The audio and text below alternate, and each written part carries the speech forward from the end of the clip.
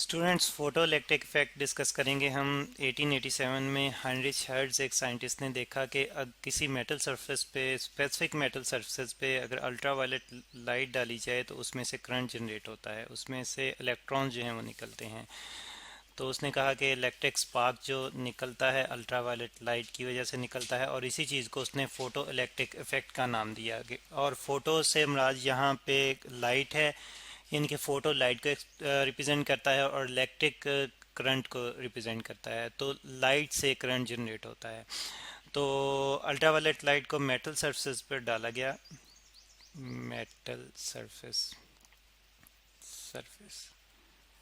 तो उसकी वजह से करंट जनरेट हुआ, करंट, और इसी इफेक्ट को फोटो इलेक्ट्रिक इफेक्ट का नाम दिया गया।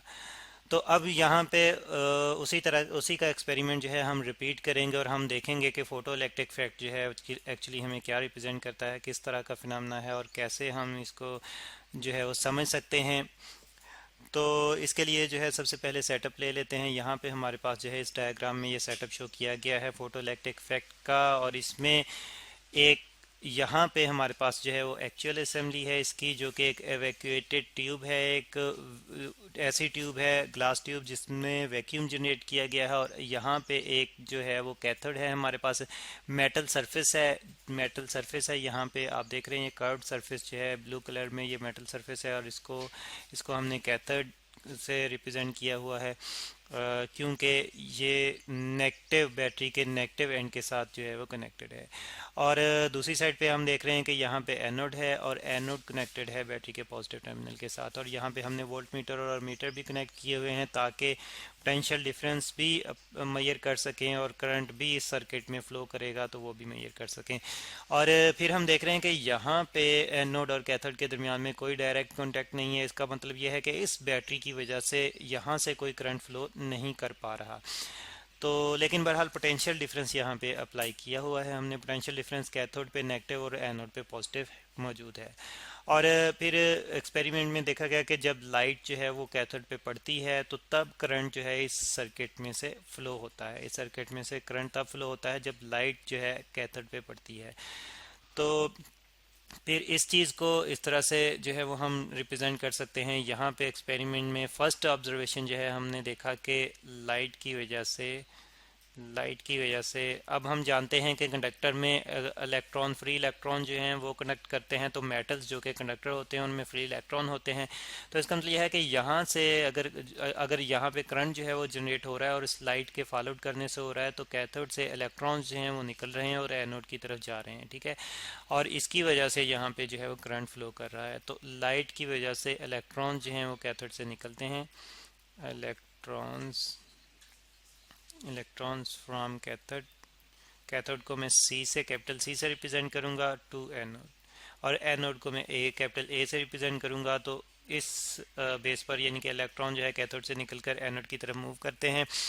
और क्योंकि एनोड पे पॉजिटिव पोटेंशियल है, इस वजह से इलेक्ट्रॉन नेगेटिवली चार्ज होने की वजह से अट्रैक्शन फील करते हैं और इस वजह से एनोड की तरफ मूव करते हैं।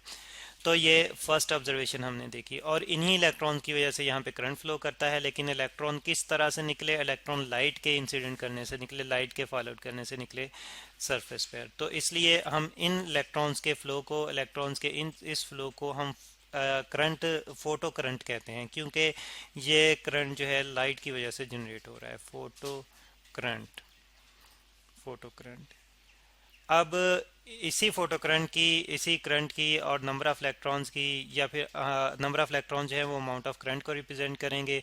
और हम जो है वो दोनों सूरतों में बात कर सकते हैं, यानी कि हम कह सकते हैं नंबर ऑफ इलेक्ट्रॉन्स, या फिर हम ये भी कह सकते हैं अमाउंट ऑफ फोटो करंट, ठीक है। तो अब सबसे पहले ये समझने की कोशिश कर लेते हैं कि किस तरह से नंबर ऑफ इलेक्ट्रॉन जो है फोटो करंट को रिप्रेजेंट करेंगे, अमाउंट ऑफ फोटो करंट को रिप्रेजेंट करेंगे। तो हम जानते हैं स्टूडेंट्स के करंट हमारे पास होता है I is equal to Q over T.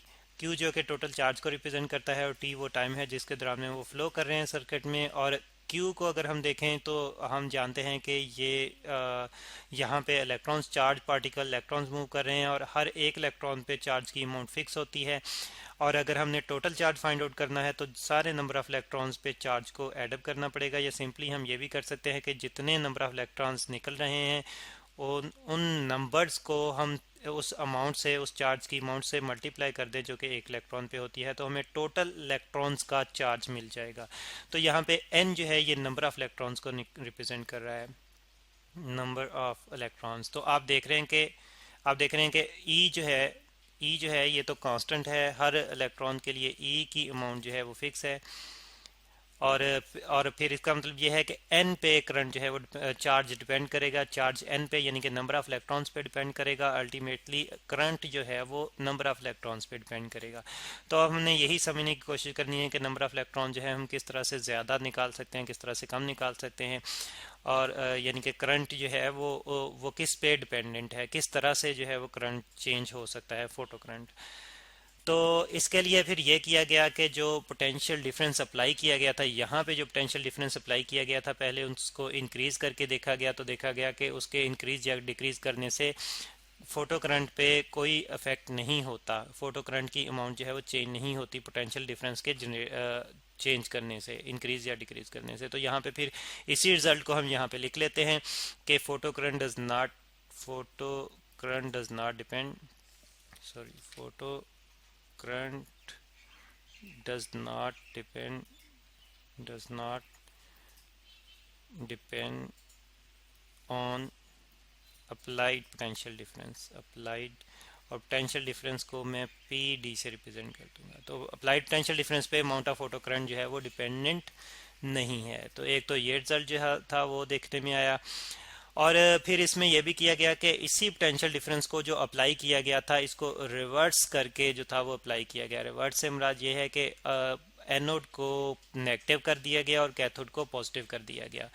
तो उस दौरान में जो रिजल्ट देखे गए उसको हम यहाँ पे ग्राफिकली समझने की कोशिश करते हैं। तो स्टूडेंट्स ये वो ग्राफ है जिसमें हम समझने की कोशिश करेंगे रिवर्स पोटेंशियल डिफरेंस और फॉरवर्ड पोटेंशियल डिफरेंस के इफेक्ट को करंट की अमाउंट पे। ठीक है, और ग्राफ आपको दो नज़र आ रहे हैं, इनको भी एक्सप्लेन करेंगे कि करंट के लिए दो ग्राफ क्यों हैं। और एक्चुअली करंट जो है यहाँ पे फोटो करंट जो है जिसको मैं आई पी से रिप्रेजेंट करूँगा, ये हमने वाई एक्सेस पर रिप्रेजेंट किया हुआ है। और पोटेंशियल डिफरेंस पे हम इसकी डिपेंडेंस देखना चाह रहे हैं, हम देखना चाह रहे हैं कि पोटेंशियल डिफरेंस पे ये किस तरह से डिपेंडेंट है।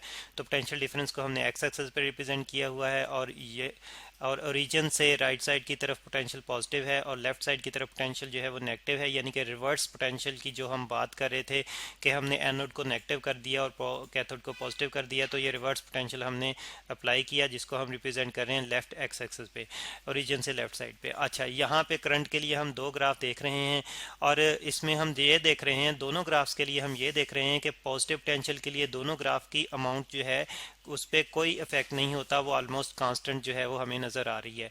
और फिर लेकिन हम ये देखते हैं कि नेगेटिव पोटेंशियल के लिए दोनों ही जो है यानी कि पोटेंशियल जैसे जैसे हम कम करते जाते हैं तो वैसे वैसे करंट की अमाउंट कम होती जाती है। और एक टाइम ऐसा आता है कि दोनों करंट ही जो कम अमाउंट में है वो भी और जो ज़्यादा अमाउंट में है वो भी एक ही पोटेंशियल पर, एक ही रिवर्स पोटेंशियल पर आके रुक जाते हैं, स्टॉप अप हो जाते हैं।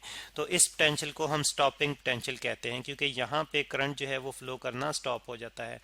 तो स्टॉपिंग पोटेंशियल, ठीक है जी। स्टॉपिंग पोटेंशियल को यहाँ पे मैं कैपिटल वी से रिप्रेजेंट कर दूंगा, ठीक है, स्टॉपिंग वी, या सिंपली जो है वो हम पोटेंशियल डिफरेंस से रिप्रेजेंट कर लेते हैं, ठीक है, स्टॉपिंग पोटेंशियल डिफरेंस। अच्छा, जो हमने बात की थी कि दो ग्राफ हमने रिप्रेजेंट किए हुए हैं, तो एक्चुअली स्टूडेंट्स हमने एक दफ़ा यहाँ पे हम कम शिद्दत की लाइट डाल रहे हैं, कम इंटेंसिटी की लाइट डाल रहे हैं। तो यहाँ पे हम लिख लेते हैं कि लो इंटेंसिटी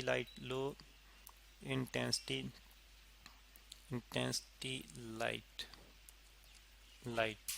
और यहाँ इसको हम जो है वो I1 से रिप्रेजेंट कर देते हैं। और यहाँ पे हम हाई इंटेंसिटी लाइट डाल रहे हैं, हाई इंटेंसिटी लाइट।